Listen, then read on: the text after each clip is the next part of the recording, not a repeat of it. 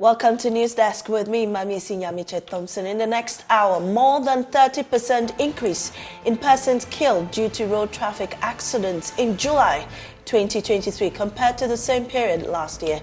We have details from the latest figures from the National Road Safety Authority on road traffic casualties. Also, death toll from the northeast floods climbs to 8, with more floods expected as the Bagri Dam opens. We have details.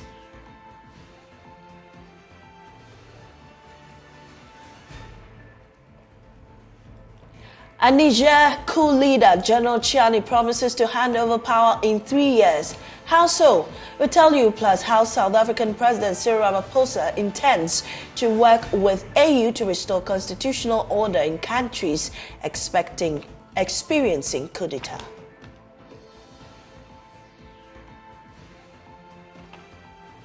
Details of these and more, plus business in the ZAR. Please stay tuned.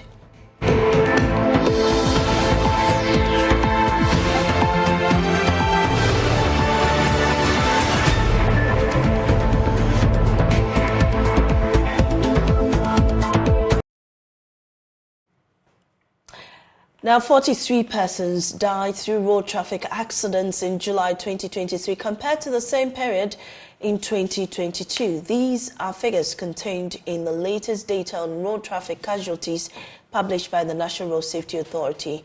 According to the data, 1,328 people died through road crashes in July this year compared to 1,221 recorded last year. Let's take a look at the highlights and various breakdowns as is being reported by the National Road Safety Authority.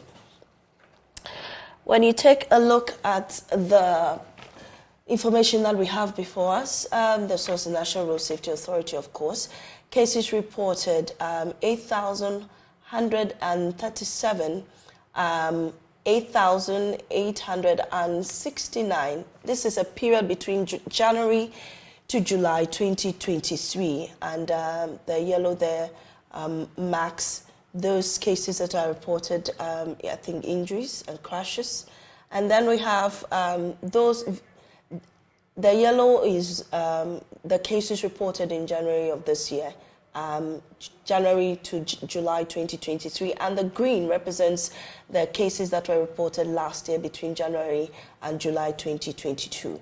And so before you, in January, the cases reported in 2023 is 8,137, and those reported last year, 8,869. So there you see that there's some slight decrease this year of cases that have been reported. Now, when it comes to the vehicles involved, we have 13,862 vehicles involved in these road crashes in this year between January and July 2023, and 15,239 in 2022. Persons killed, 1,272 this year and 1,443 last year. And then persons injured, you have 9,135 this year, 9,228 last year.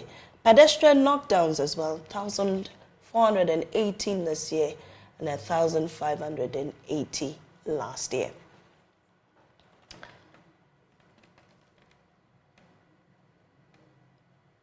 And then we have the percentage change in the road crashes situation from July to January, January to July 2023 and 2022 compared. And so you can see from the source, National Road Safety Authority, 8.25%, minus 8.25% cases reported this year, and then minus 9.04% with vehicles involved in this, and persons killed, minus 11.85%, persons injured, minus 1.01%. And then pedestrian knockdowns, minus 10.25%.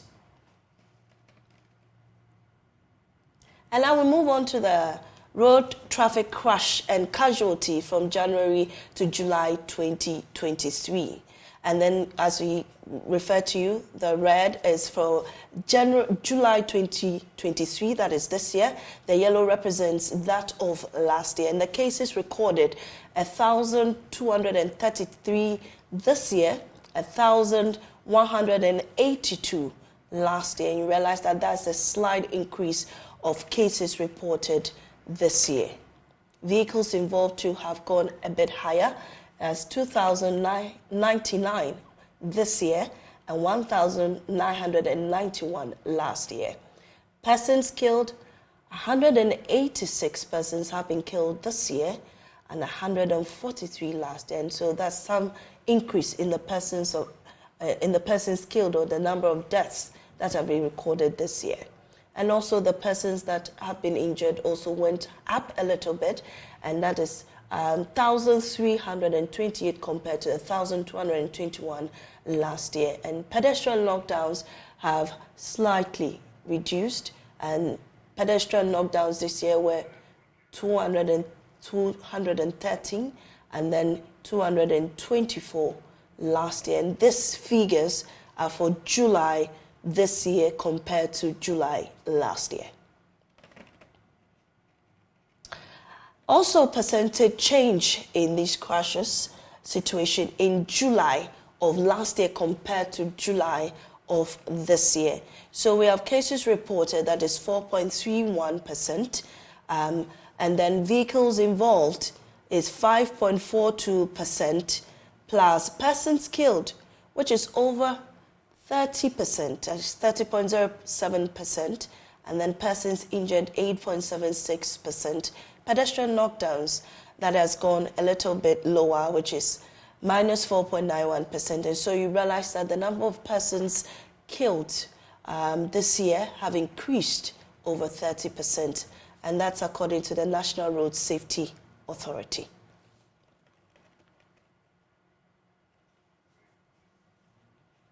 Meanwhile, the authority says some of the interventions rolled out are working. He commended JoyNews for the Drive Safe campaign. David Osafo-Adonting is Acting Director General of the National Road Safety Authority. Little motivation is that comparing this year's figures to last year, we're seeing some reductions in some of the indicators.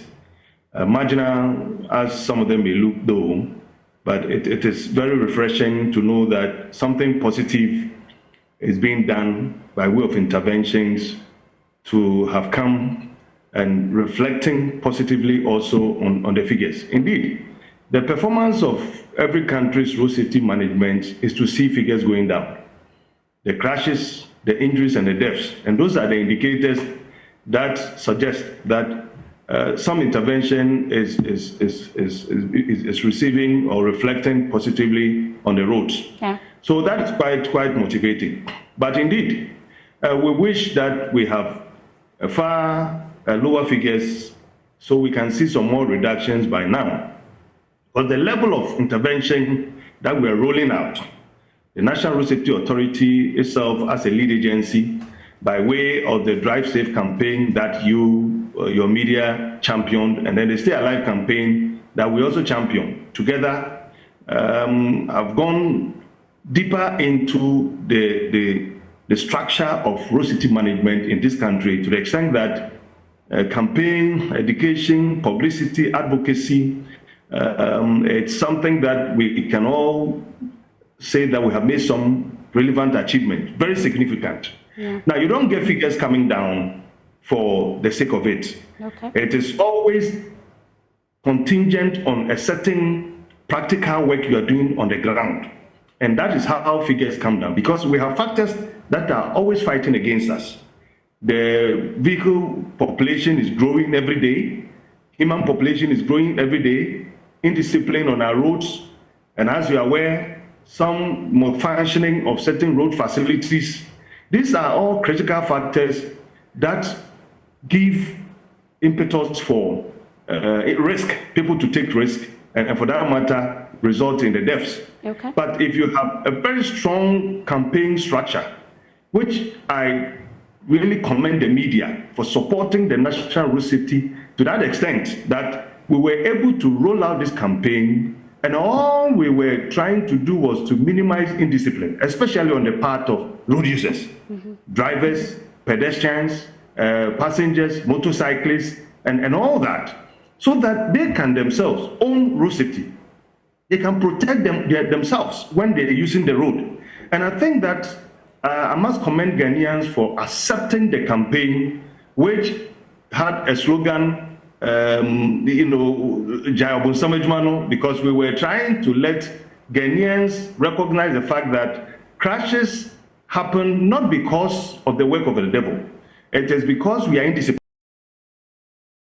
And still on our Drive Safe campaign, dysfunctional traffic and street lights are becoming a common phenomenon in Greater Kumasi. A number of road traffic accidents have occurred at some intersections as a result of the malfunctioning traffic lights, coupled with some dysfunctional street lights. Commuters have lamented delays in fixing them and at major intersections in the region. Nana Bwachi Dankwa Yadom interacted with some commuters at Makubu in Kumasi.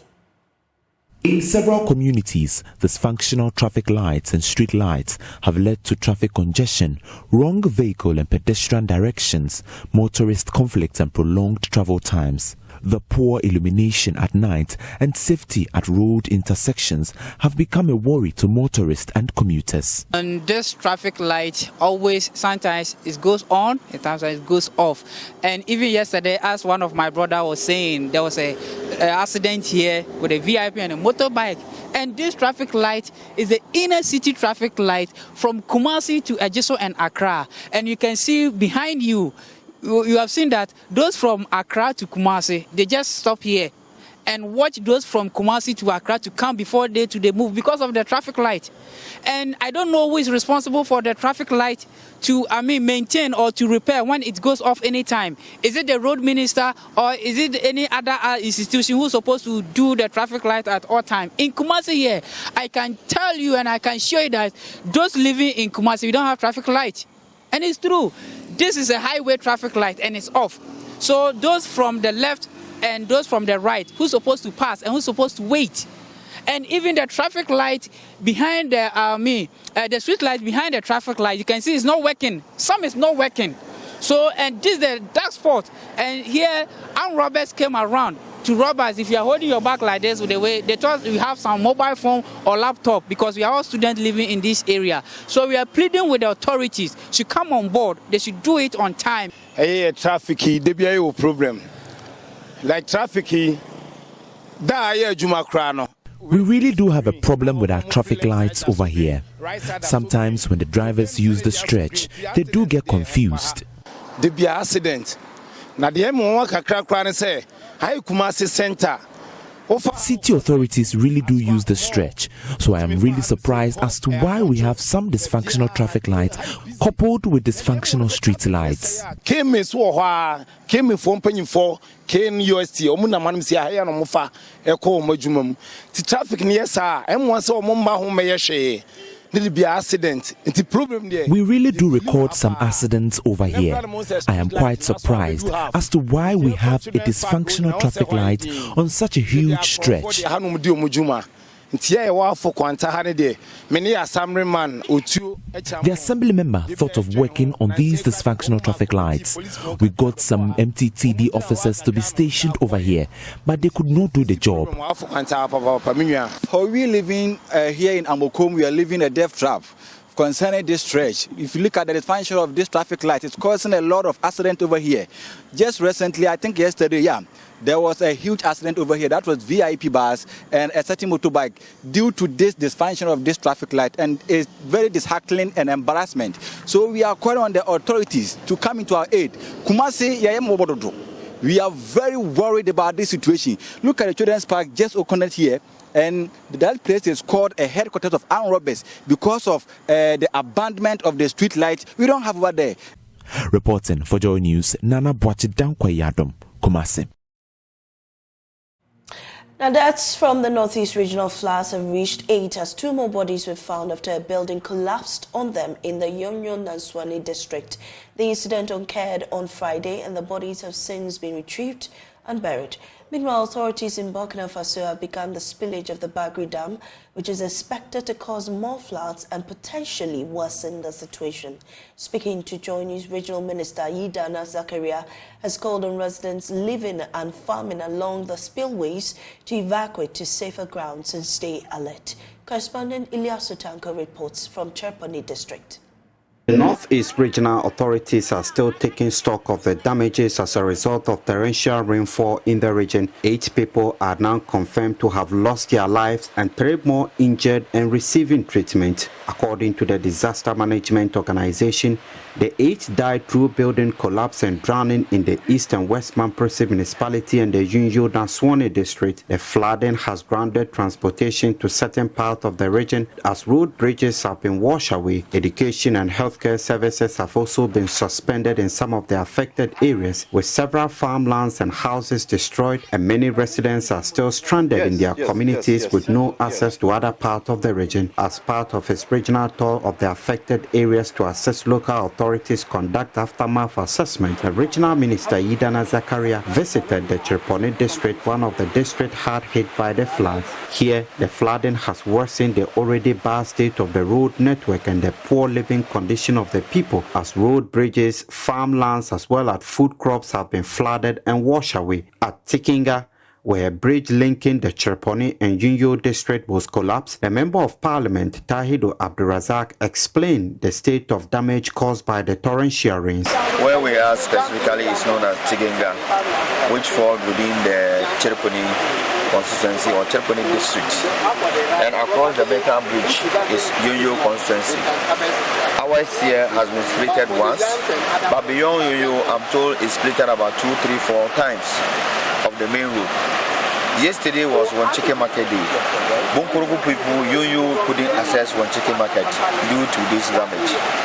But when we stand here and look at this way, we have communities along this side. We have Laptangu, Najiri, Patani, Labangani, Saku, Pampali, Saka, Pampali, and then Wonjuka as well. Then when you get to Wonjoka and you go the other side, all this is going to reach the OT.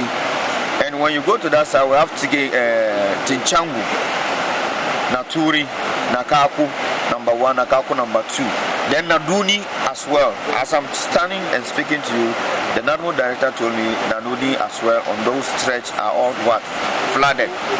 This is what is happening to us now within the Cherponi district. He said although an assessment was ongoing, about 42 communities are believed to have been affected, with most of them still inaccessible, and commuters now have to solely rely on the use of canoes to access their homes and farmlands. He appealed for the provision of life jackets among other relief items to assist the victims. I think we are used to 27 prone areas when it comes to floods, but this year on has been extended. We have about 15 communities more that have been added to the 27 communities that we are aware of, and we have about 12 areas that they use local canoe to cross to the other neighboring countries. That is Northern Togo, Sansan Mango, and all these people cross without life jackets. I did mention that the state should help us support these vulnerable people. That's one. And I know beyond the states, we have other NGOs, organizations that are into this. We are asking and requesting from them the needed support that we need to support these people who are what?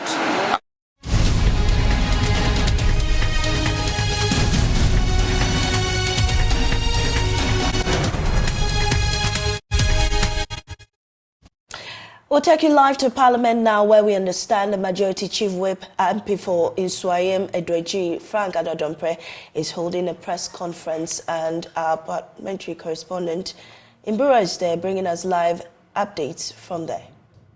Because of this, because something that I don't know anything about. Now, they go on Net2 and his media platforms just hurling insult at me. So I got to know of the fact, and I called his Eastern Regional campaign one Eja Noah. I called him to tell him about it, and he said, well, they've been told about the truth, and they got in touch with the Coup Creative Limited, I mean the CEO of that advertising company, and they've done the needful. So they've paid money to that person, and the artwork has been put back.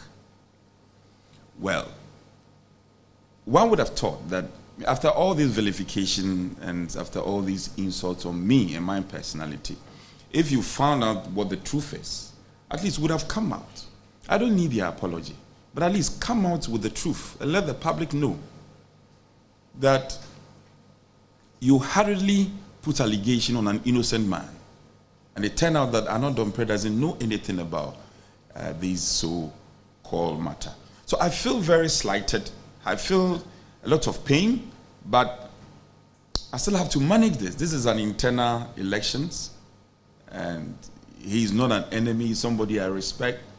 I don't even do this to my political opponent, the NDC, who have their artwork all over in Insaom. I don't go about pulling down their artwork. How much more will I go out to pull down an artwork of my colleague member of parliament? It's quite strange. And this is not the first time they are hurling these allegations at me. I want to use your medium to appeal to our colleague. I don't have anything personal against him. In this contest, people have taken positions, and I'm a human being. I have also taken a position. I feel proud about the person I support. And if I have to suffer these allegations and persecution because of my support for the Vice President, I find it very strange. I plead with them that they should understand that this is an internal election. And next time if something happens, the least they can do is to investigate. You don't come out and put allegation against somebody, and especially when you find out that what you said was not true. The decent thing you should do is to come out and put out the fact. Interestingly, this morning, I called Coup Creative Limited again, and he confirmed that it got back to him, and they've made payment, and therefore they've put out his artwork on the metal work. So, ladies and gentlemen, this is not a matter that we should split heads over. I'm not interested in pressing any charges against them, mainly because it's an internal election. But I want to sound a note of caution to them, that they should respect my decision. My decision to support the Vice President is not out of nothing. It is based on substantive evidence of what the man can do for our party and this country. It's not for me to run their campaign for them, but they should not use me as a subject matter of their campaign. Clearly, what they put out is not true. And I will advise Netu and his media platform that they know the implications. With this extent of experience that they have, they know the implication. If you put out falsehood against somebody without evidence, they know the implication. And I'm not the one to advise them on what to do. But they should desist from these attacks on my personality.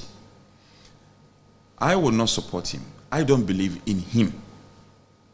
I believe in the one I support. And they should, just as they support Ken Ohene Japan, they should respect my decision to support somebody else. And let it be as it is. I'm here with my boarding pass. Just to emphasize, I traveled on the 12th.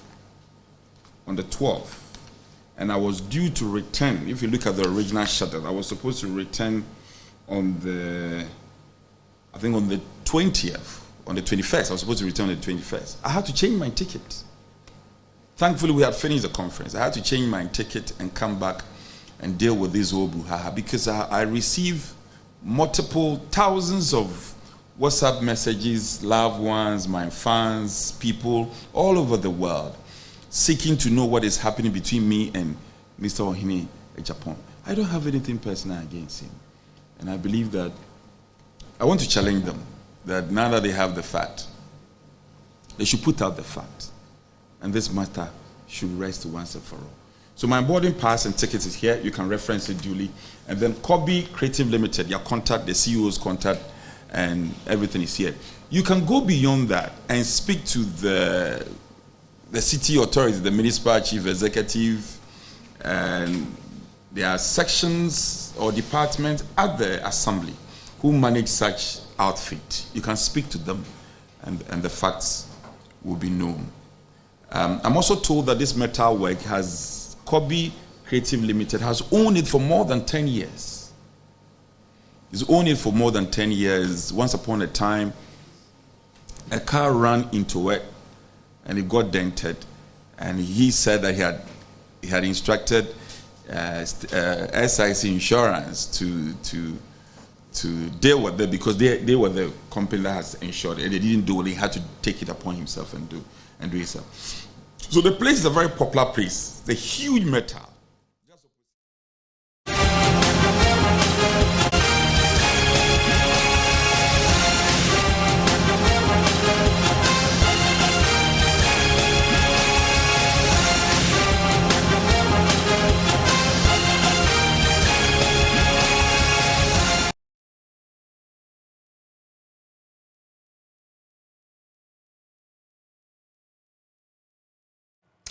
And so those were excerpts from Parliament, where MP for Nswaye Medreji, Honourable Frank Anodompre, has been responding to some allegations being made against him. We'll be bringing you more on that later. But still, with the OT Regional Minister, Mr. Joshua Makubu has endorsed the candidature of the Vice President, Dr. Makubu Bawumia, saying there's nothing wrong in doing that. According to him, the Vice President has a clear vision to lead the NPP to win the 2024 presidential elections. The minister has been speaking to my colleague, Peter Senu, in that region. He's not the Vice President of flamboyancy and prolific spending. No. It is alleged that you are throwing your support behind the Vice President to become the flag bearer. Well, if I'm throwing my support behind the Vice President, I don't think there's anything wrong with. If you know me from for long, I'll always support hard work. I'll support ideas. I'll support Alice, a direction. I'll support a vision. I'm not that type of person that is capable of navigating my way in the midst of maybe when the situation is messed up. No, we need a direction. We need a vision. And I think Vice President, right from the time he became a running mate to His Excellency Nana Addo Dankwa Akufo-Addo, has always been at the forefront of telling the NPP that, look, we can go this way. So you believe he's sharing his vision, his ability to lead the party into 2024 election? Definitely, and be the next president by 2025. The regional minister has also denied the allegations that he and some regional executive members have sabotaged the camp of flag-bearer hopeful Alan Kojo Chairman Ting during his tour of the OT region some weeks ago. According to the minister, members of the Alan campaign team in the region have failed him. Sometimes, what I've always said is that there's nothing wrong to fail, but it is very disastrous when you fail as a result of your own incompetence and you still go ahead to ascribe that to other people. Look, I like Alan, I respect him, a minister that has served in cabinet of 2 successive NPP governments, the government of His Excellency John Ajakun Kufuor and the government of His Excellency Nana Addo Dankwa Akufo-Addo. I have no reason to want to sabotage what they call it, Honorable Alan Chamantin. So if he wins primaries today, am I not going to campaign for him? If he becomes president and he decided I remain in the region, will I say because he's the president, I won't do that? But the fact is that his people in the region let him down. Really? Yes, his people in the region let him down. Let me tell you, the first time I heard the Honorable Alan Chamantin was coming to the region, I was in Hope, and I had to quickly run down to the. Listen, I was here the day he was supposed to have come. I was in this office waiting, until a call came at the last minute that he was not coming, and they were going to reschedule. Look, the next time I heard of his coming was when he was actually in town, and that very day, I went to a funeral in Prue West, proceeded to Edra Section Dumasi, because we had lost an uncle there too, and I slept in Kumasi.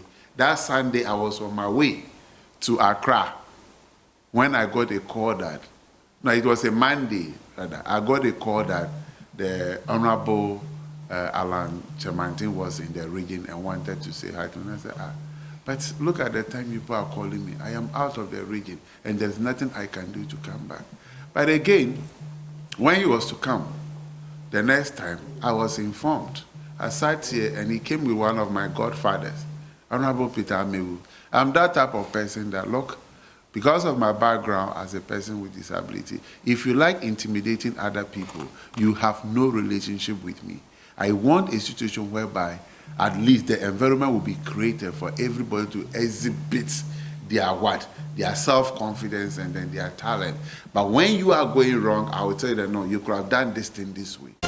The OT Regional Minister Joshua Makubu says although he does not entirely disagree with a survey that puts his region in the lead as having made direct bribery requests from service seekers, the establishment of agencies and departments in the new region may have contributed to the outcome of the survey. In 2022, a UN report on corruption in Ghana on people's experiences and views cited the OT region public service officials as people who have made the highest direct bribery request from service seekers. The minister, however, says he would in the coming days engage heads of departments of public institutions in the region on the need to tackle the phenomenon. OT regional correspondent has been speaking to the minister on the back of this survey.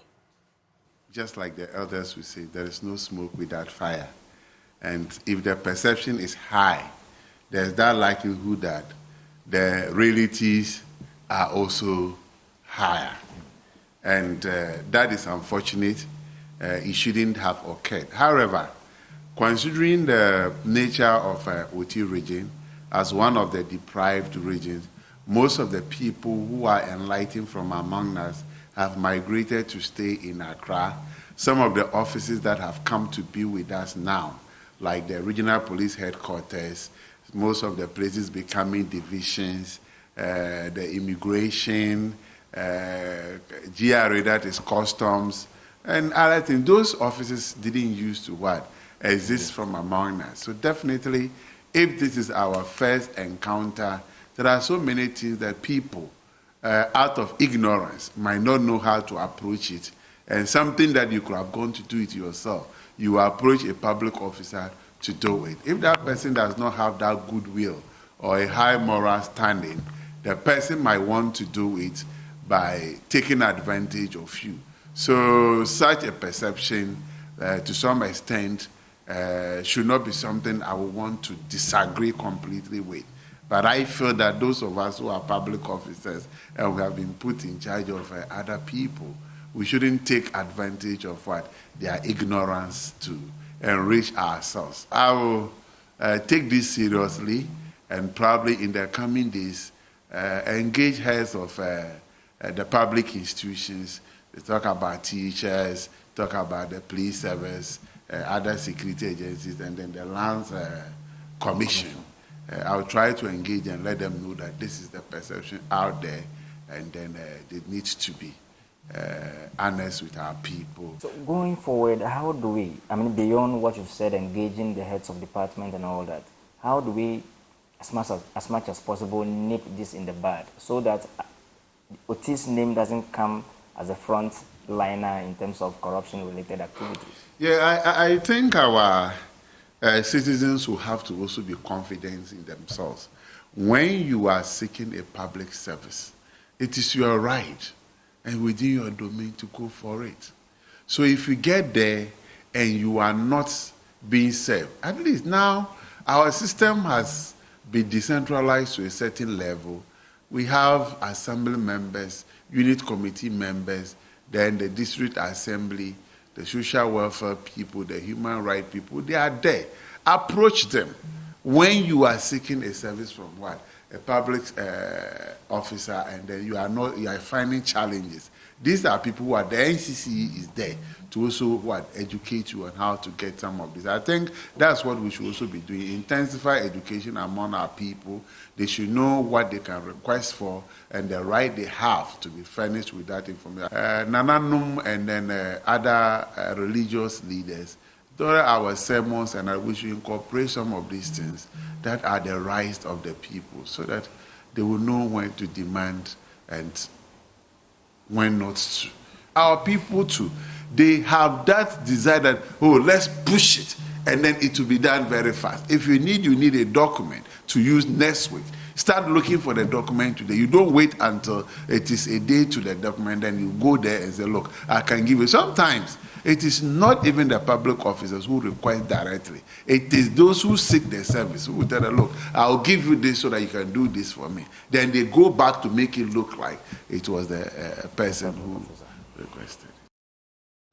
Let's head to South Africa now, where President Cyril Ramaphosa says his government is working through the African Union to end several conflicts and to restore constitutional order in countries which recently experienced coups.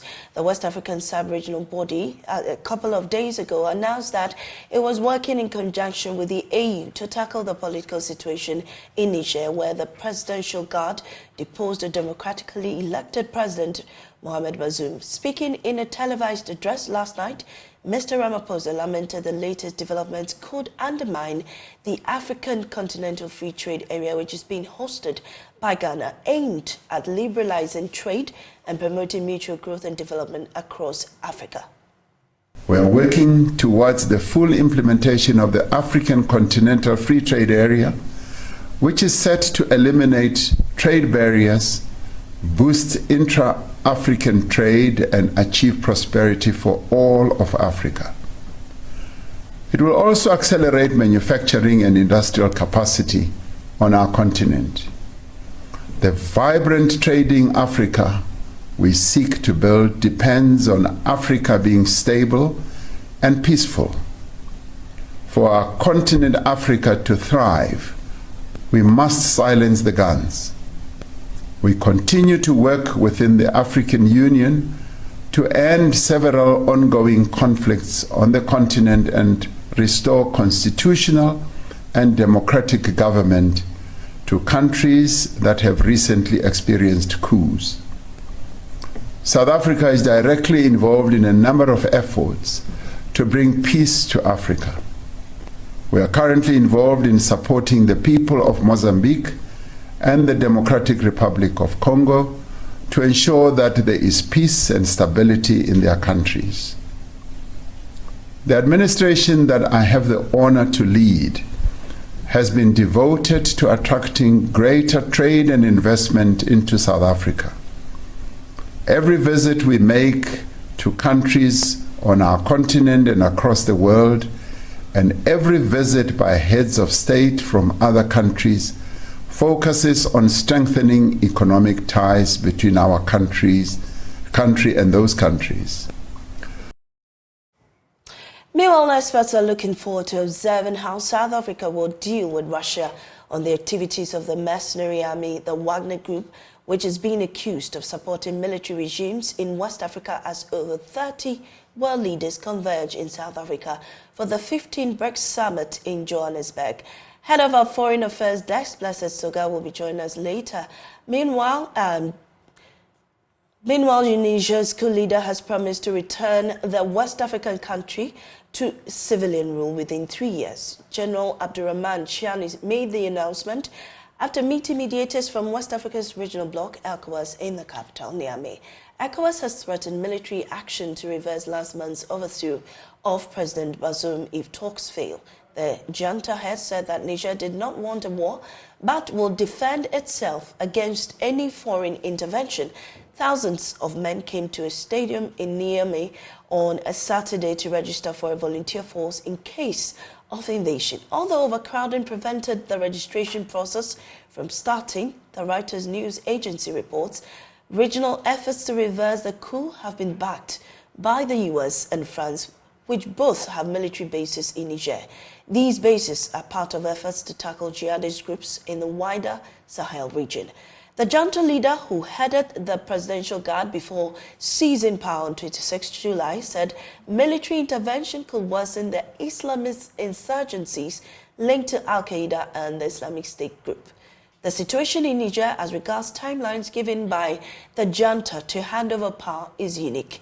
Now let's have a look at how the Mali and Burkina Faso situations were handled by both the junta and ECOWAS.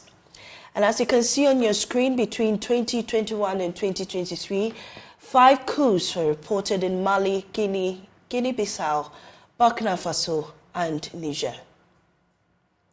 And the sanctions instituted in Mali, one, the ECOWAS instituted a ban on trade of goods, except for food, of course, and fuel and medicine. Also cut off from regional financial market and suspended from ECOWAS until they instituted constitutional rule. Now, a 24-month transition agreed upon after ECOWAS rejected their 36-month proposal.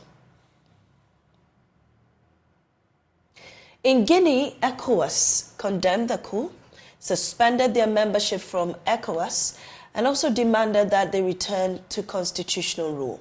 Now, they agreed to send a high-level mission to Guinea. The junta there proposed their own 3-year transition timeline, and this is for Guinea. Now, in Burkina Faso, the junta was suspended from ECOWAS governing bodies, and also ECOWAS condemned the coup, but remained inactive for a period.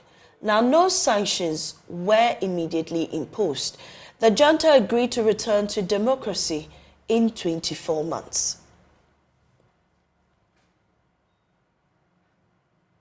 In the Gambia, Yahya Jammeh refused to step down, but then 7,000 troops led by Senegal massed up at the border of Gambia, I beg your pardon. The troops ensured a transition to democracy in 3 days, record time. Barrow was sworn in as president.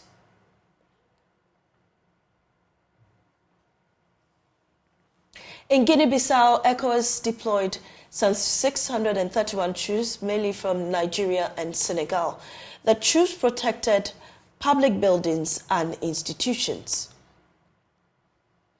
Now, from all these scenarios, the ultimatum given by ECOWAS to these various juntas failed. I mean, the timelines that these countries, especially Mali, Burkina Faso, the Gambia and the rest, couldn't adhere to the time.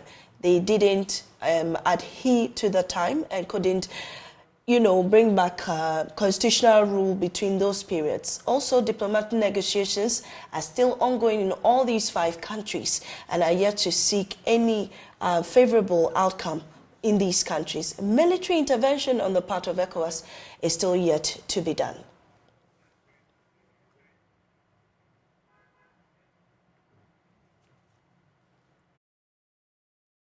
We'll be right back with business.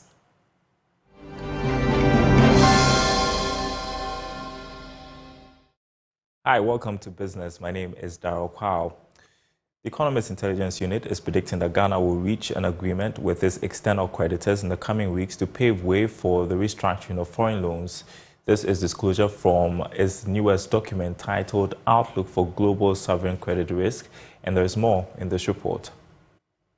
Will come as a piece of good news for the country, as it will be on schedule to begin its external debt restructuring. According to the UK-based firm, Ghana has advanced with its negotiation for external debt restructuring. The country, in December 2022, requested a bilateral debt restructuring under the Common Framework for Debt Treatments supported by the G20. In June this year, the government sent a non-binding working debt restructuring proposal to official bilateral creditors, signifying the beginning of a negotiation process that the EIU said it expects to conclude in the coming weeks. Ghana and 5 other countries defaulted on their loans in 2022 as public finances became strained whilst interest rates surged. The UK-based firm added that that many more countries are expected to record debt default this year. And most of these countries at the highest risk of debt default are in Africa.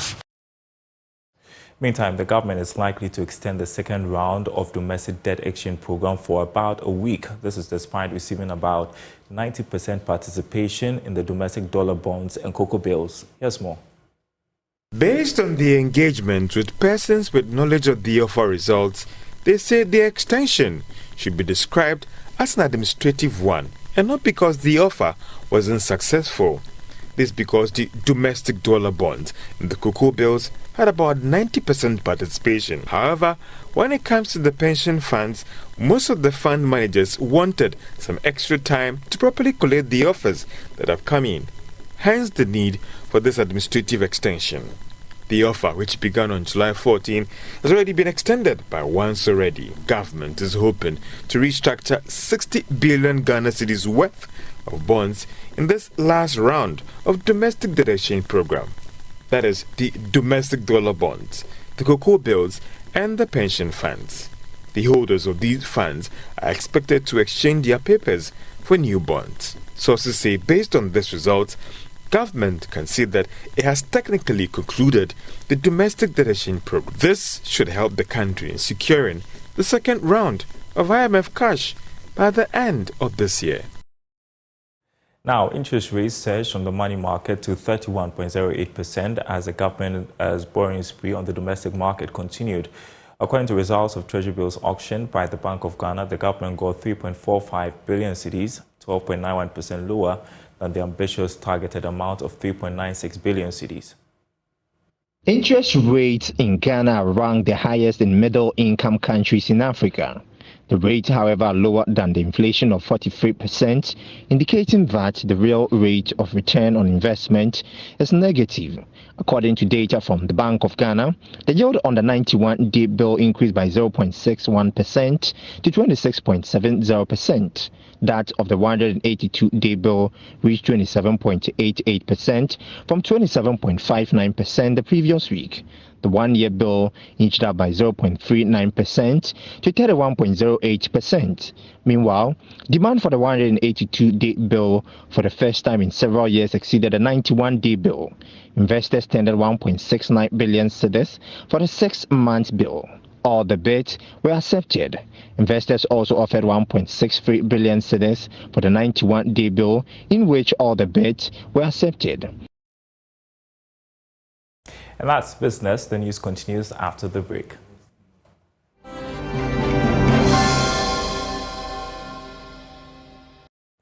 Welcome back. Now, students of Krachi Senior High School in the Oti region are battling lack of potable water on campus. The students are having to trek to town to buy a gallon of water at 1 Ghana cedi. The situation is affecting academic work, prompting school authorities to make an urgent appeal to government and NGOs to come to their aid. There's more in the following report. Many people, access to potable water is not a challenge, even if supply is irregular. But this is not the situation for students of the Krachi Senior High School in the Oti region. The school is grappling with acute lack of water, which always threatens to put on hold teaching and learning in the institution. Students have to leave campus carrying gallons into the community to purchase water at their own cost, which is impacting their finances adversely. The students say their academic work is being affected as they use time for study hunting for water. Lack of water is a great concern for us. I spend 80 pesos on water daily. This is affecting me financially. Government and all students must help us.